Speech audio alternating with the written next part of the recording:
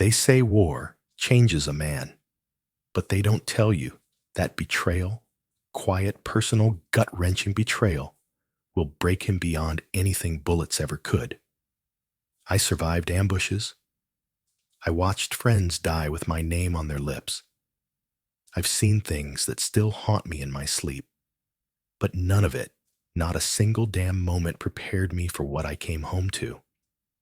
I was halfway across the world in the middle of a rescue mission, blood caked on my hands, dragging a wounded hostage through rubble, when it hit me 5 words on a cracked phone screen that shattered everything we're done. Don't come back. No explanation, no warmth. Just cold, hard text. From the woman I gave everything to. The woman who promised forever. And while I bled in a desert fighting to protect people I'd never met, she was back home emptying our bank account, erasing our life, and sleeping with my best friend. You want to know what real war is? It ain't on the battlefield.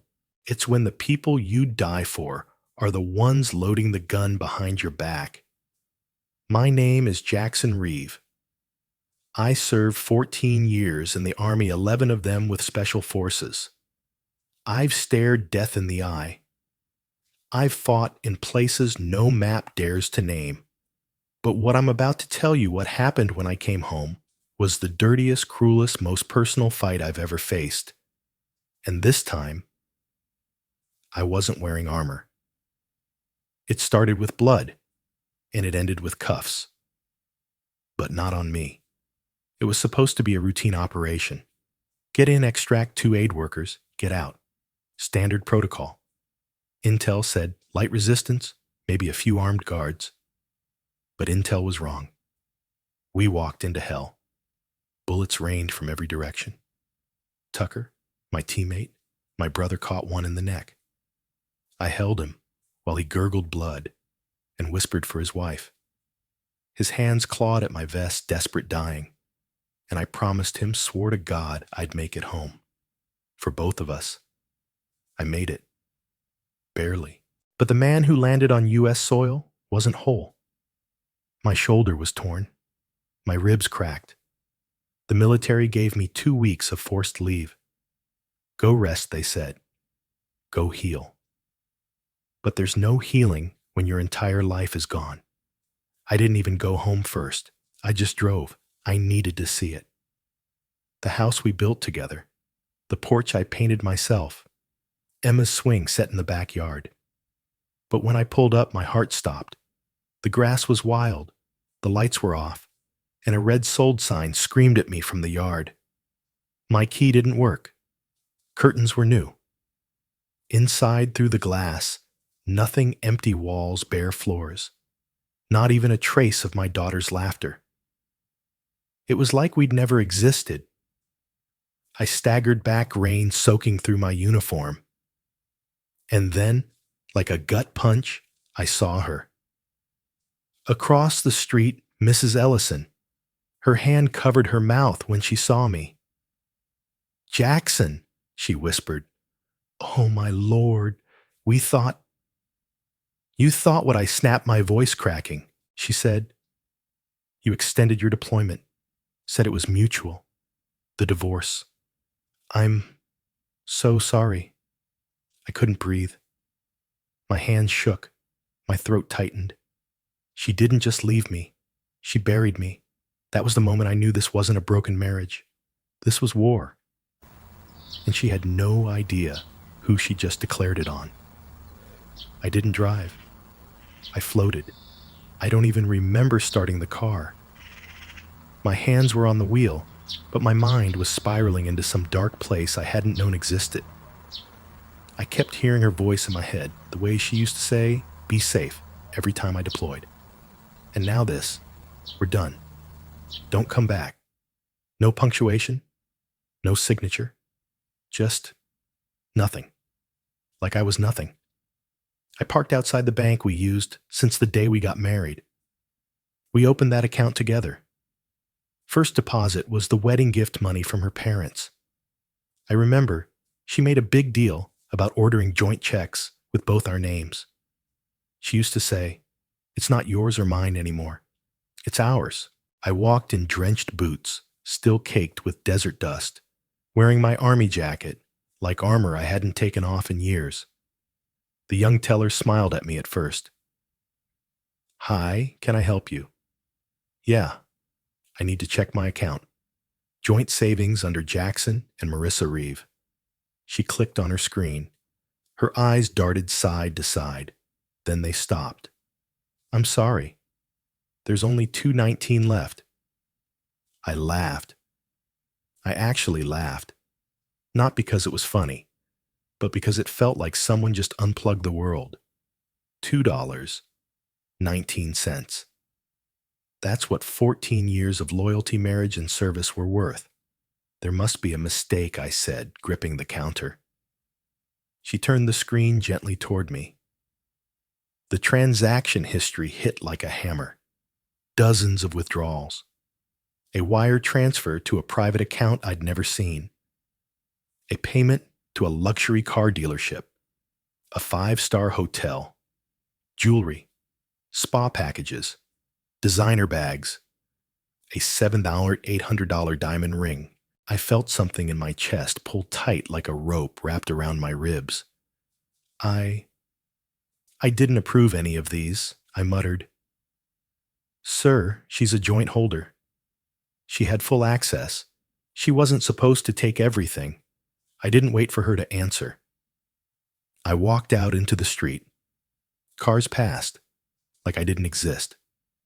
I sat in the driver's seat, staring at nothing, feeling like my lungs forgot how to breathe. But I wasn't done. Next stop, our family law office.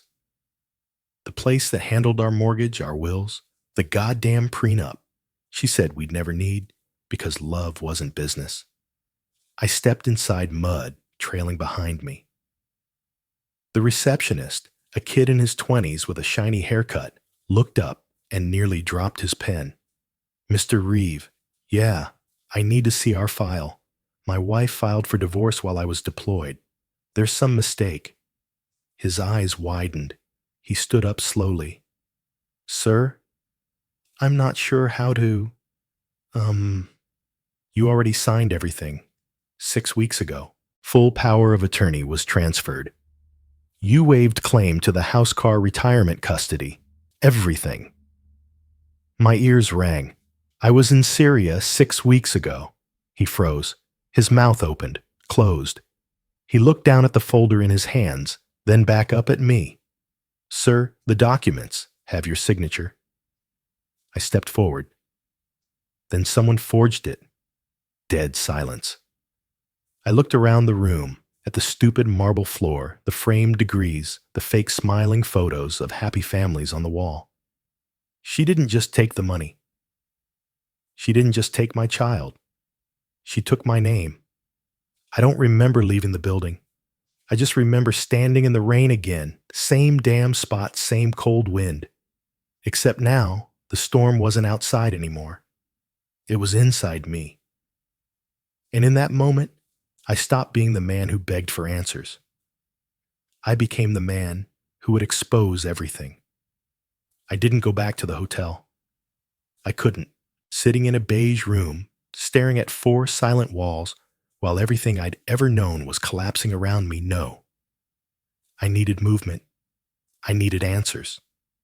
So I drove. At first, I had no idea where I was going. But then muscle memory took the wheel and guided me straight to our old neighborhood.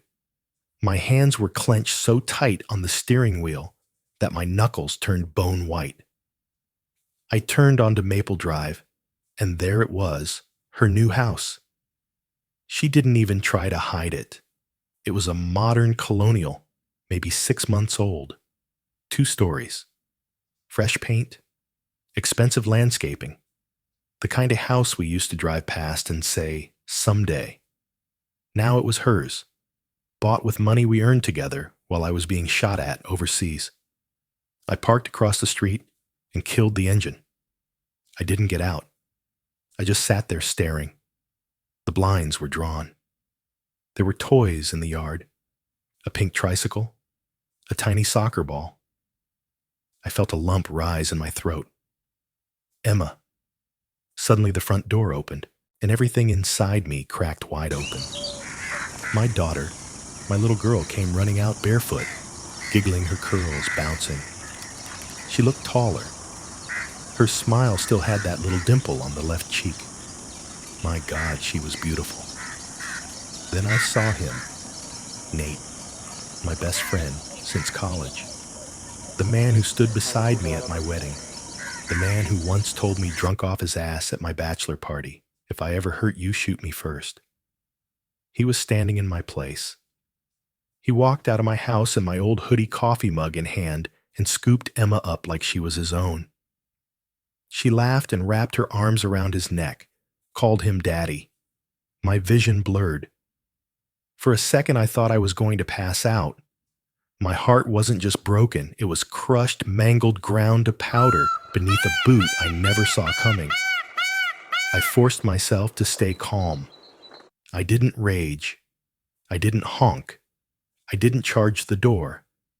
No. I watched. And that's when I saw her. Marissa stepped outside like nothing in the world was wrong. Her hair was done. She wore a robe that looked expensive. She kissed Nate on the cheek and ruffled Emma's hair. And right there in that moment, watching the three of them play house in my nightmare, I made a decision. If this was war, I wasn't going to fight fair. I drove off slowly. No screeching tires, no angry fists. I just left. But I left with something burning inside me, a rage so quiet it could kill, and a need for justice so loud it drowned out every other thought. I checked into a cheap motel 2 towns over, sat on a hard mattress, stared at the ceiling fan spinning like a clock counting down to something I couldn't name yet. Then I opened my laptop. I started digging. Emails, old logins, security cams, bank accounts.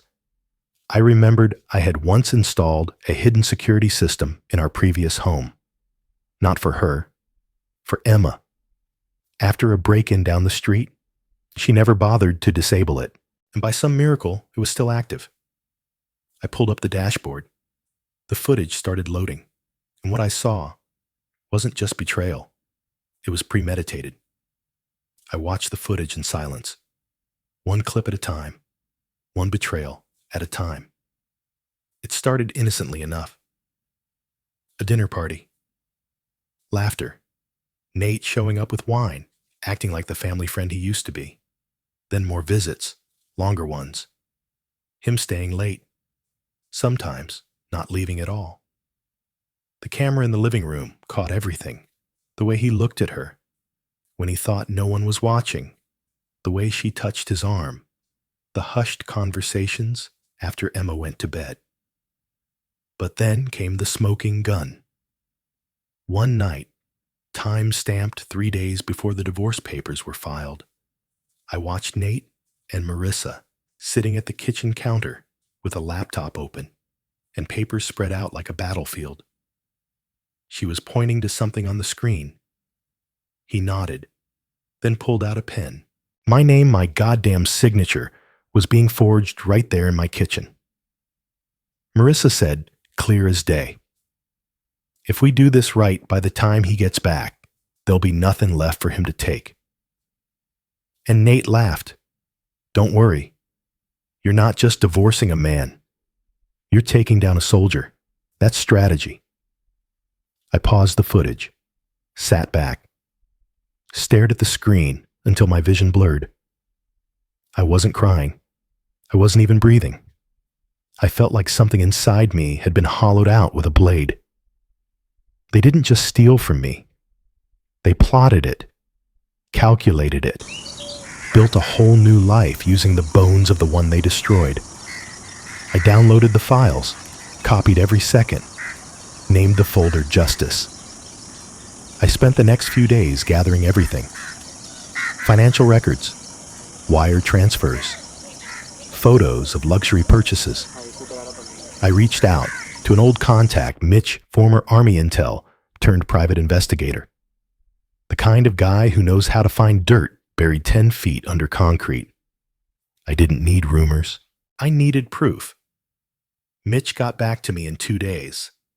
They've been laundering the money, he said, voice flat. Her law firm's in on it too. She used her connections to hide the assets, then staged the power of attorney to transfer everything to her name. Paper trails tight, but not invisible. And Nate debt up to his eyeballs. She bailed him out with your savings.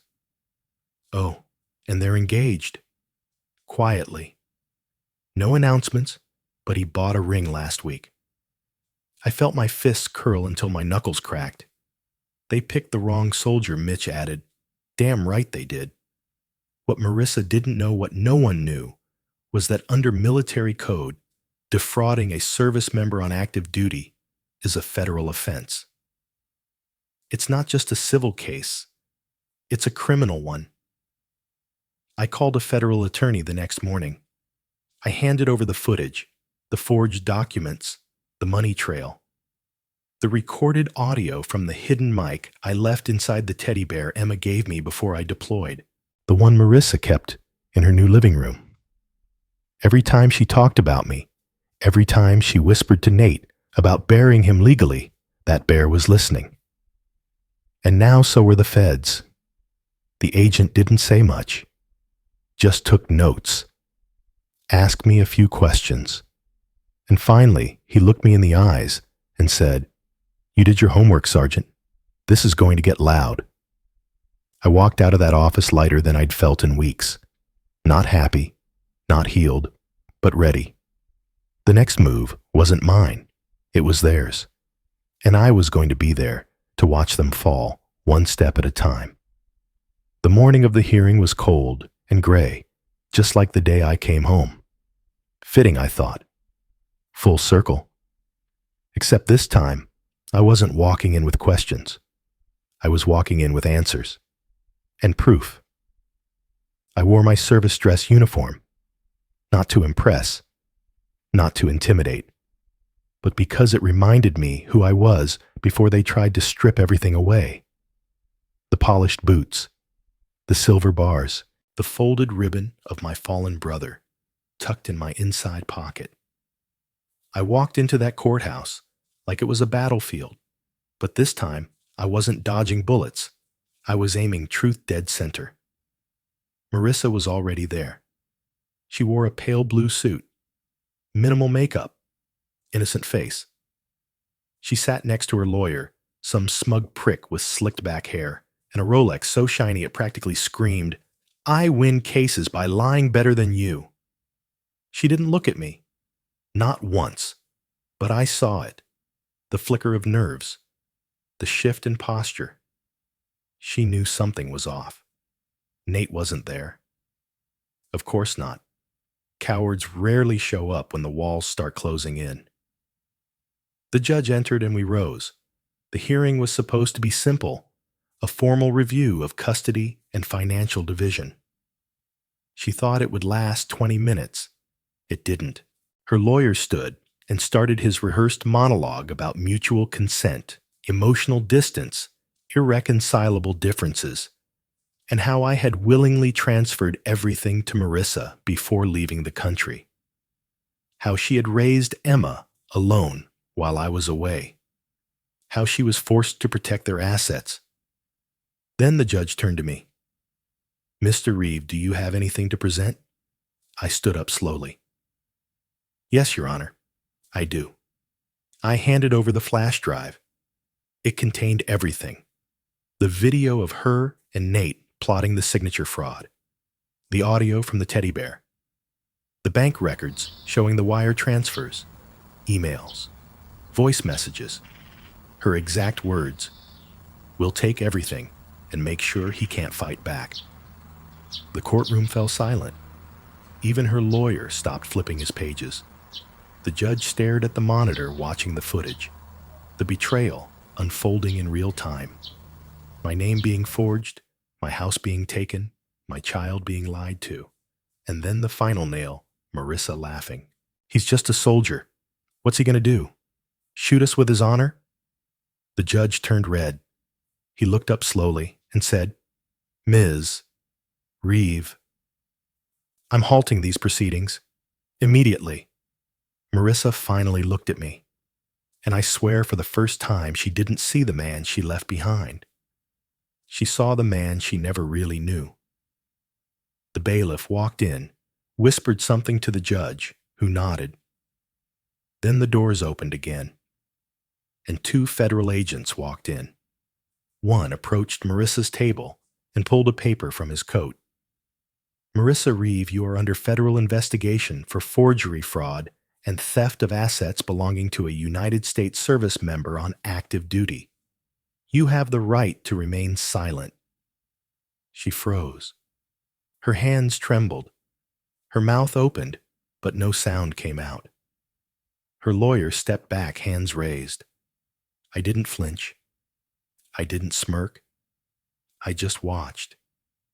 Because justice doesn't need noise. It just needs proof. As they cuffed her and led her out, she turned to me one last time, eyes wide, pleading.